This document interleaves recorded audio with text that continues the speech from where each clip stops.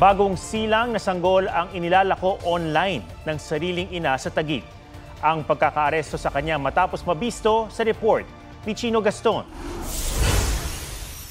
Bitbit ang 13 araw na gulang na sanggol, inaresto ng mga operatiba ng PNP Women and Children's Protection Center ang nanay na ito sa lungsod ng Taguig. Ayon sa pulisya, nagpanggap silang gustong mag-adapt ng sanggol matapos itong ialok ng sospek ang sariling anak online. 13 days old ang bata. Inalok sa internet, tayo naman may undercover tayo na police.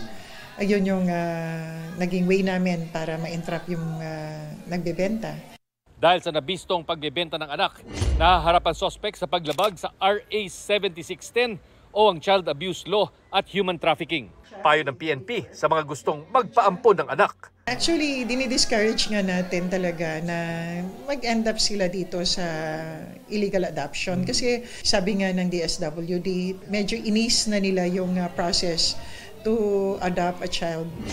Sa datos ng PNP Women's and Children's Protection Center, 22 social media sites ang nag-aalok ng illegal adoption.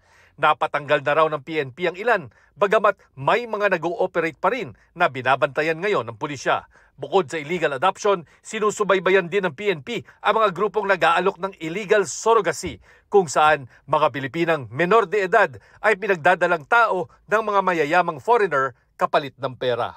Chino Gaston nagbabalita para sa GMA Integrated News.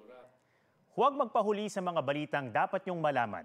Mag-subscribe na sa GMA Integrated News sa YouTube.